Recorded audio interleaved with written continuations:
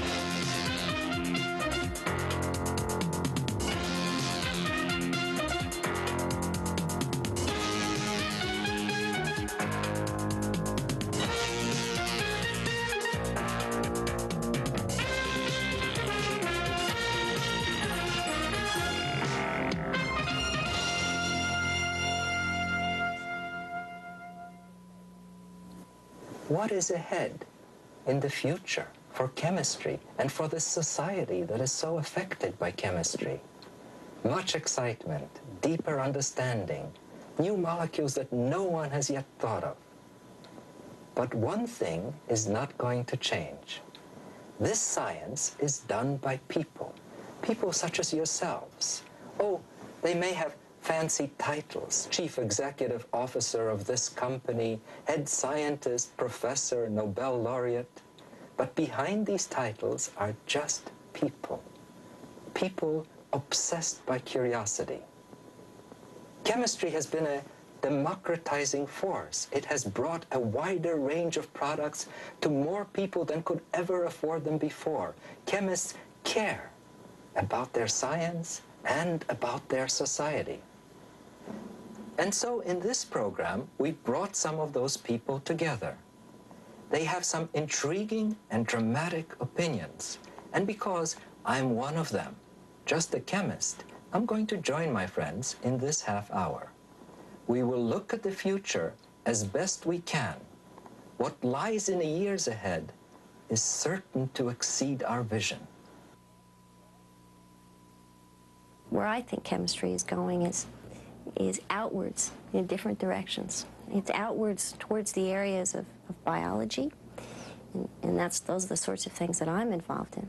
It's outwards towards physics, towards the areas of engineering, towards the construction of different kinds of materials, and also towards the construction of different kinds of biopolymers.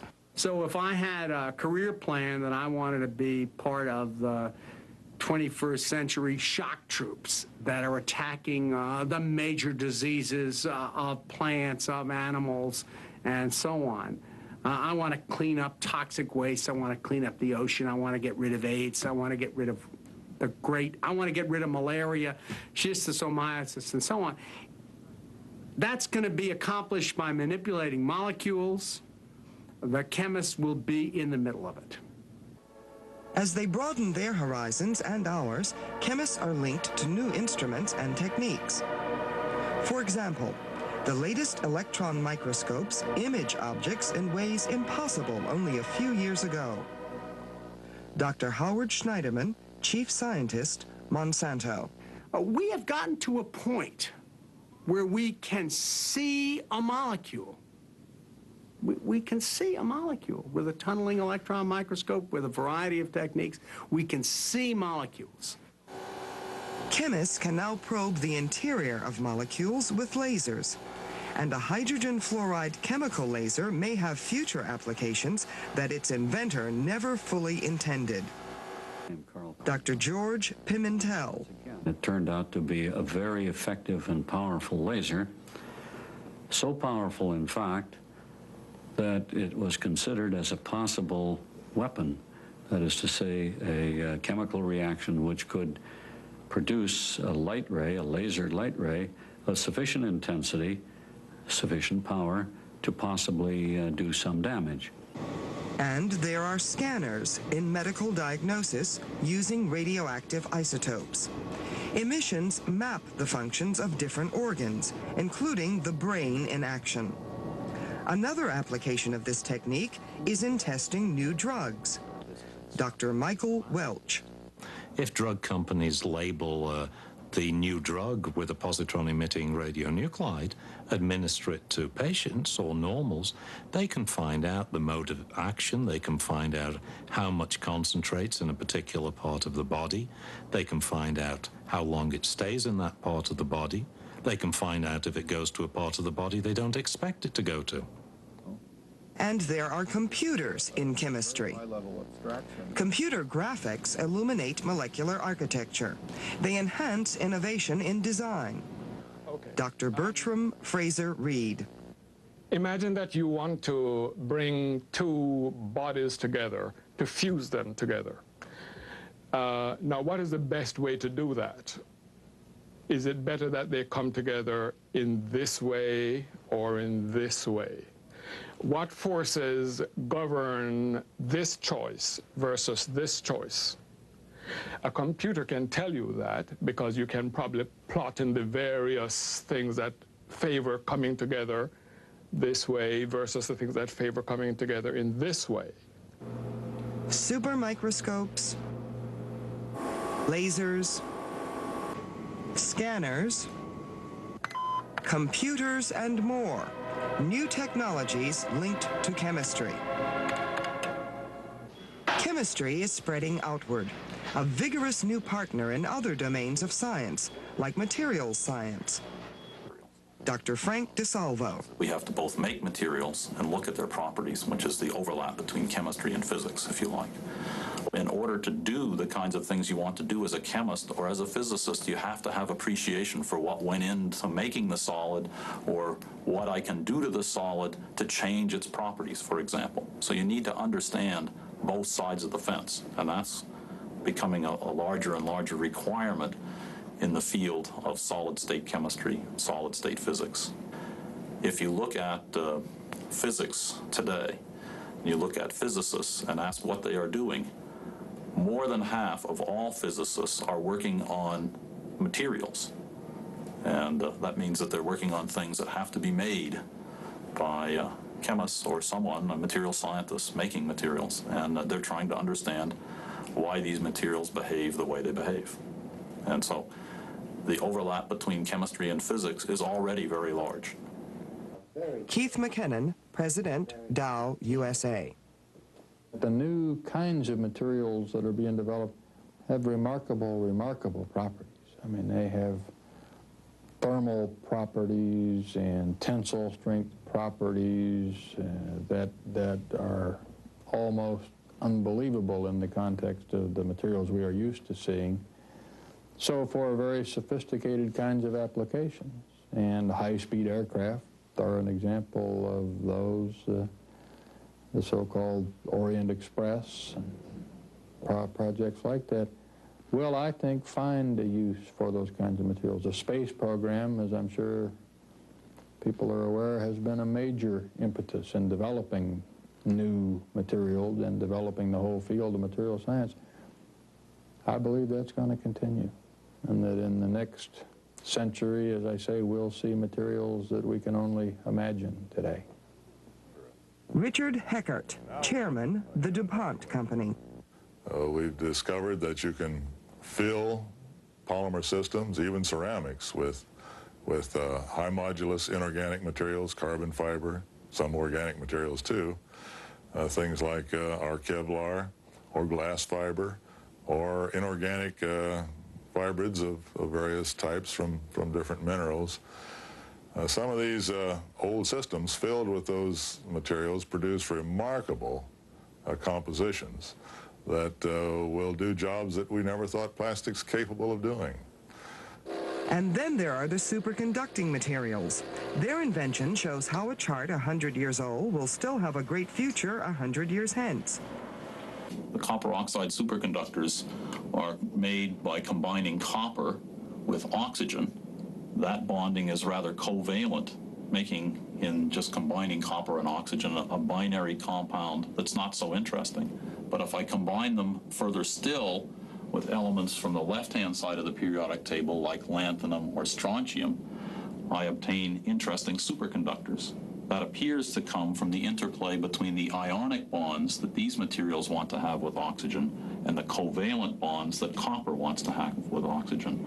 If you were to ask me to summarize on one sheet of paper all the potential things that could happen in chemistry, not only in chemistry, but in all fields of science, physical science that is, and maybe in engineering, the one sheet of paper I'd give you would be the periodic table. That's everything we ever will do in science is summarized here. All the compounds that we'll ever make will come just from combining these elements, these 100-odd elements on this one sheet of paper. The periodic table was a product of basic research. Tomorrow, as today, there will be those who seek purely to acquire new knowledge for its own sake, with no regard to eventual application. Much fundamental research in the future will be done to create new molecules. Nobel laureate Roald Hoffmann. People make molecules for all kinds of reasons. One of them is that a molecule is beautiful. That, for instance, is the case with this fantastic platonic polyhedron, as it's called, of dodecahedrane, with 20 carbon atoms in it with 12 faces, all pentagons. This was made not too long ago by a friend of mine at Ohio State, Leo Paquette. Now, he made it because it was a goal, a mountain to be climbed. Many people had tried, no one had made it, and it's aesthetically pleasing in its symmetry. Dr. Jacqueline Barton. Now, where I think we're going is into bigger and, in some respects, more complicated structures. Those kinds of complicated structures allow us to design, in one respect, on a molecular level, macromolecular assemblies, multi-atom assemblies that have a particular material characteristic, a particular macroscopic characteristic. And yet what we're really doing is we're tailoring, we're designing that material on a molecular level. You see this gracefully curving triple helix. Now, this structure has not been made. What I see is that it's pretty, it's beautiful, and it also has some interesting properties. So in a few months, we will publish something on this, and maybe someone will try to make it then. Beyond basic research, the synthesis of new molecules will sometimes have enormously beneficial applications.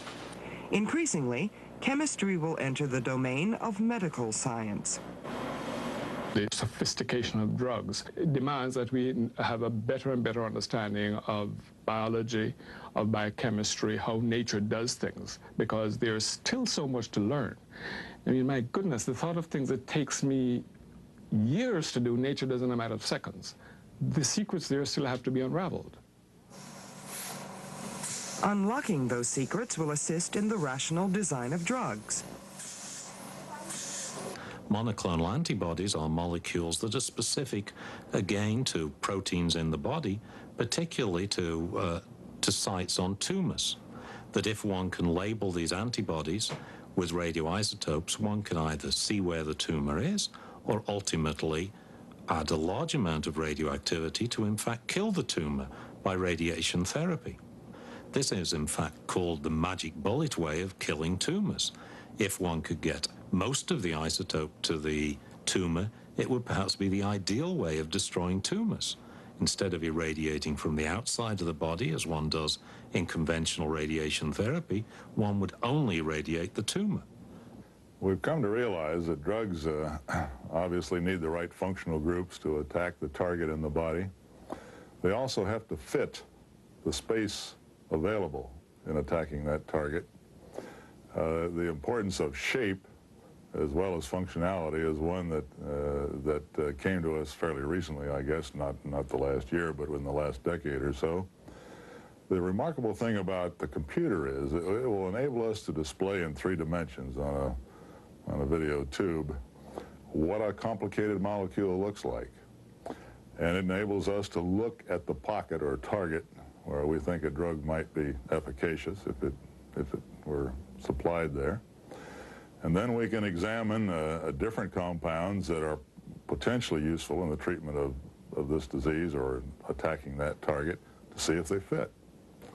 Now, fit isn't everything, but if it doesn't fit, you probably don't have a decent treatment, a good drug. If we can understand the way those proteins work, if we can understand the architecture associated with those proteins, then we can do things like design better drugs that target and recognize that architecture and interact with them. And that's really, in some respects, in my mind, the basis of new rational design of pharmaceuticals. That is, in developing any new pharmaceutical agent, what we have to do is either come up with a molecule that either recognizes the molecular architecture of a biopolymer or acts as a monkey wrench, if you will, for interfering with the chemical reaction that occurs on that biopolymer. I think that it represents really the cutting edge of modern chemistry, trying to find mimics for peptides, mimics for proteins. No one has developed a very good technique for making a protein pill or a peptide pill. They get digested, proteins and peptides, in the stomach. It would be great if we could design a molecule that would do the same thing as insulin, but you wouldn't have to inject it. You could take it as a pill. People haven't found that molecule. Chemistry may have an even greater effect on medical science and a host of other disciplines through the revolution in biotechnology, genetic engineering. In some respects, you don't have to think about recombinant DNA technology as Woody Allen's world in Sleeper with oversized bananas and tomatoes. That's not what recombinant DNA technology is all about. What it is all about is our learning how to manipulate and change macromolecular structure, and in so doing, learn an awful lot more about that macromolecular structure and the chemistry that nature's been doing all the time. Biotechnology is of interest to us because it is an extension of good, plain old organic chemistry, a very complicated extension of it. I think at this time it's particularly intriguing because we are beginning to understand life processes at the molecular level. We really know what's going on atom by atom, molecule by molecule. And at that point, the organic chemist has a perfect right to be a player on the team. One of the really interesting questions is, what is the relationship between genetic engineering and chemistry? And I would argue that it's a very intimate relationship. It's manipulating molecules. Chemists have a very important role to play in that particular area. That includes developments using recombinant techniques in the medical area. For example, hereditary diseases. It's going to be possible to understand which part of the gene is the part that's causing the problem and do repair work on it and perhaps thereby conquer the disease. Chemists will play a role in understanding just exactly what molecules are involved there. In our early work with interleukin-2, which we thought had potential promise as a cancer treatment or at least as a pharmaceutical for related diseases, we were trying to isolate significant quantities of this material so that we could test it. It took us 6 months to isolate 10 milligrams from the conventional sources. Today, using recombinant DNA techniques, we can make that much in an afternoon at 1/1000th of the total cost of the old process. So clearly, this is a very powerful tool. Biotechnology holds out the promise of engineering new molecules in the cells of plants as well as of people. Among the specialty chemical areas that many of us think have a lot of promise are agricultural chemicals. Again, the world population continues to increase. There are many mouths to feed, will be many more. Efficiency and effectiveness in agricultural production is something the whole world is trying to achieve. Agricultural chemical products, I think, will play a big role in doing that. Both products as we think of them today and the new families of bioproducts, which I believe will be part of the agricultural business of tomorrow. One can see the potentiality for deliberate engineering of the gene that determines the characteristics of the crop, whatever it be, whether it be a food crop and you wish to enhance the amount of growth, or perhaps a food crop that's susceptible to a particular insect pest or frost damage or whatever.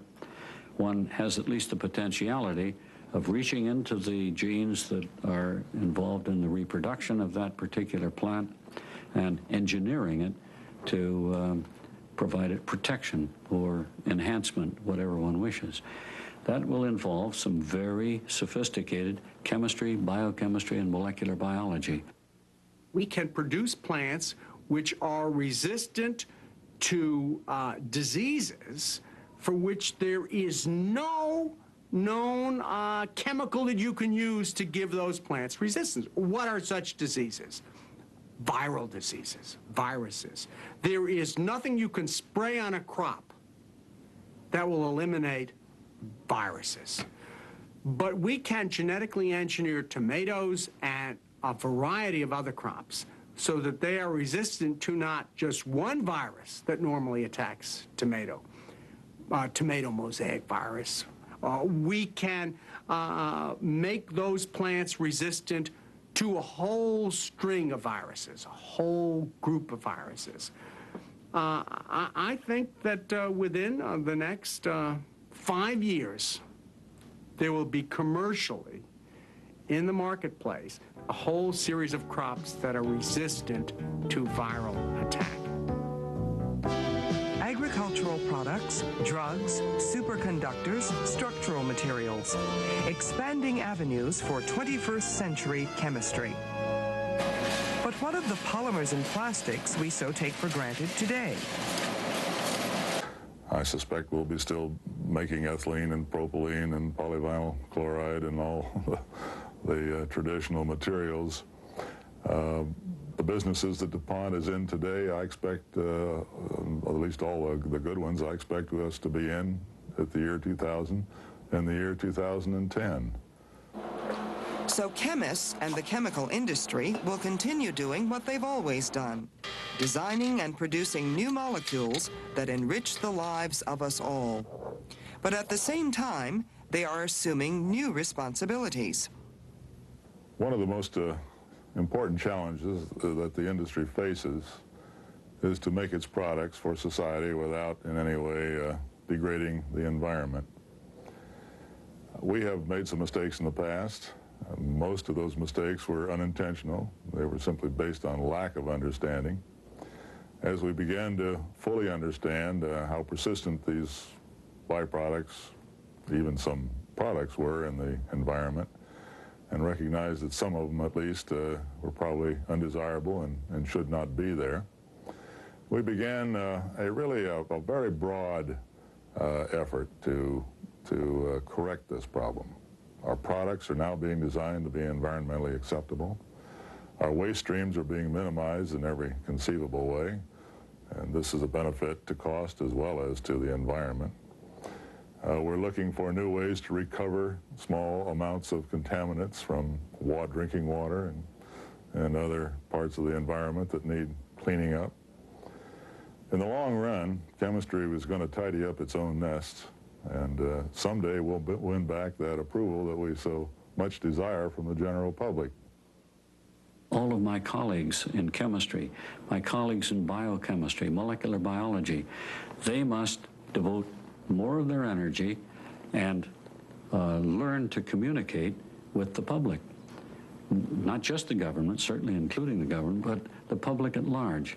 And this is something that we have been reluctant to do Far too few of us have actually been willing to come out of the laboratory and take on this very difficult task. But we must do it, not in the interests of chemistry, but in the interests of society.